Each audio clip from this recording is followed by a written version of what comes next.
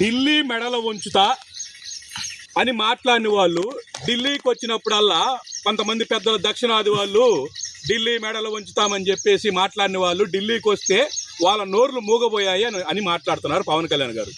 ఏమయ్యా పవన్ కళ్యాణ్ గారు, మీరే కదా అదేంది 2014 నుంచి 19 వరకు 19 నుంచి 24 వరకు విర్ర వీగారు కదా బీజేపీతో కలవక ముందు.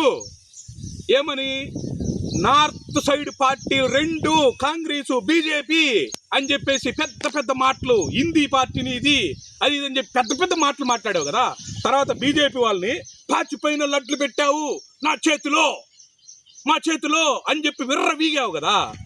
మరి ఈరోజు ఏమైంది? మరి నీ గొంతు ఎందుకు మూగపోయిందయ్యా? ఢిల్లీకి పోయి వాళ్ళ సంఖ్య ఎందుకు నాకుతున్నావు? మరి నువ్వు నరేంద్ర మోడీని అడగాల్సింది కదా. ఈరోజు ఆంధ్రప్రదేశ్ రాష్ట్రానికి రావాల్సినటువంటి విభజన హామీల మీద నువ్వు మాట్లాడవు. ఏమన్నంటే పక్కన వాళ్ళ మీద పడతావు. ఈ పూట మాట్లాడింది రేపు పొద్దున్న నువ్వు మాట్లాడవు. అవన్నీ వదిలేసి ముందు నీది నువ్వు కడుక్కోనాయనా. నువ్వేం మాట్లాడావు ఆ రోజు ఒక్కసారి గుర్తు తెచ్చుకో.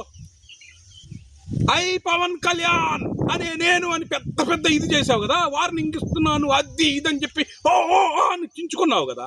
మరి ఈరోజు మోడీని అడగకూడదు? నరేంద్ర మోడీ గారిని, వెంకయ్య నాయుడు గారిని కూడా విమర్శించావు. మరి ఈరోజు విభజన హామీల గురించి ఏ రోజన్నా నువ్వు గొంతెత్తావా? ఢిల్లీ పోయినప్పుడల్లా నమస్కారం, అది కూడా ఫేక్ నమస్కారం ఇట్ట పెడతావు కదా, ఫేక్ నమస్కారాలు కూడా. మరి ఏ రోజన్నా అడిగావా నరేంద్ర మోడీ గారిని, అమిత్ షాని ఎప్పుడన్నా ఇదిగో మాకు రావాల్సినటువంటి విభజన హామీలు మాకు ఇవ్వండి అని చెప్పి ఏ రోజన్నా అడిగావా? ఎన్ని కాకుండా ఎందుకు చెప్తానా అంటే ఇవన్నీ సొల్లు సొల్లు కబుర్లు. ఎందుకు ఇలా డైవర్ట్ చేస్తా ఉన్నావు? దేశ సమగ్ర గురించి అంట. ముందు నీ పార్టీలో ఉండేటువంటి ఎవరైనా పక్కన పెట్టుకొని ఎవరితో మాట్లాడుతున్నావు?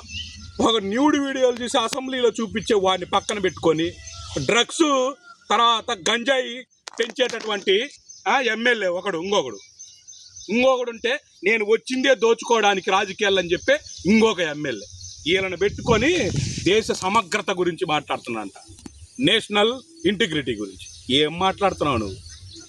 ఒక్కసారి ఆలోచించుకో దయచేసి. Thank you.